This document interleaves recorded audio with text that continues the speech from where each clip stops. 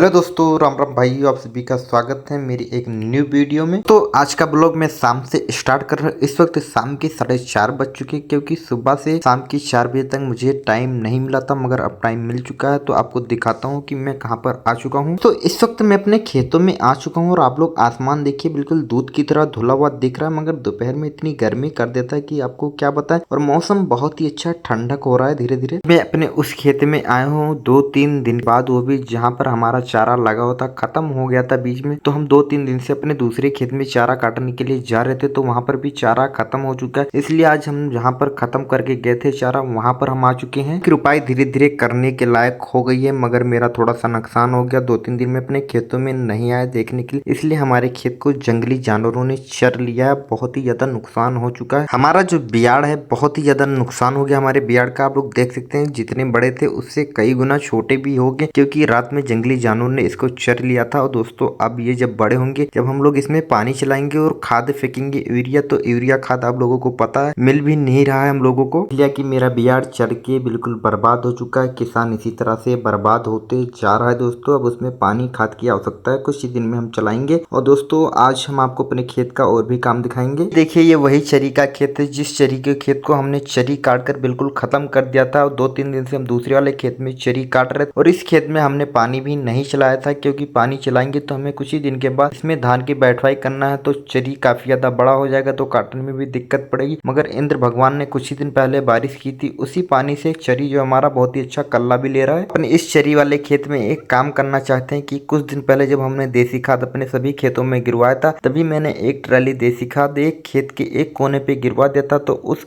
खाद को हमें अपने खेत में फेंकना था, मगर हमारे खेत में फसल लगी हुई थी चरी की, मगर अब चरी की फसल कट के फाइनल हो चुका है। ये जो सामने आपको मिट्टी की तरह दिख रही है, देसी खाद गाय के गोबर का बना हुआ दोस्तों, इसको हमने अपने खेत में गिरवाया था। और ये जो सामने आपको चरी का खेत दिख रहा है, इसी खेत में हमें इसे फेंक मुझे मौका नहीं मिल पा रहा, क्योंकि घर पे भी बहुत ही ज्यादा काम रहता है। तो मैंने दोस्तों 1-2 लेबर भी ढूंढा, तो लेबर इस वक्त बहुत ही ज्यादा बिजी हैं। देसी खाद को हमें अपने खेत में डालना है, मगर मौका मुझे नहीं मिल पा रहा, क्योंकि घर पे इतना काम रहता है। हमारे पास 5 जानवर है, गाय और भैंस मिलाकर, उन्हें भी चारा खिलाना पड़ता है। जब मौका मिलता है तो शाम को चारा काटने के वक्त ही मौका मिलता है। सुबह 8 बजे खेत में धूप हो जाती है, और इतनी तगड़ी धूप हो जाती है कि काम भी आप नहीं कर सकते। तो हम मौका निकाल कर इस खाद को फेंकेंगे अपने खेत में। दादाजी ने अपनी दोनों गायों को खेतों में लाकर खूंटी गाड़ दिया कि वो चारा चल ले, क्योंकि जो कुछ दिन पहले बारिश हुई है, तो खेतों में जो घास जमी है, प्रकृति की देन है, बहुत ही अच्छी ये घास होती है दोस्तों। ये गाय भैंस को बहुत ही लाभदायक होते हैं। जब ये गाय भैंस खाती हैं, तो जो गाय भैंस दूध देती है, उनका दूध बहुत ही अच्छा रहता है, बहुत ही मीठा रहता है। ये घास इतना फायदा करती है दोस्तों, और इन जानवरों के शरीर में भी बहुत ही ज्यादा ताकत देती है। तो हम अपना चारा भी काट लेते हैं। चारा काटने के बाद घर पे भी जाना है। हम 1 या 2 दिन में देखेंगे जो देसी खाद पड़ा हुआ अपने खेत में हम लोग डाल दें, क्योंकि दोस्तों अगर एक ही जगह पड़ा रहेगा तो बहुत ही ज्यादा खराब होगा। और धीरे धीरे धान की जो रुपाई है चालू होने ही वाली है, इसलिए मैं सोच रहा हूँ उसको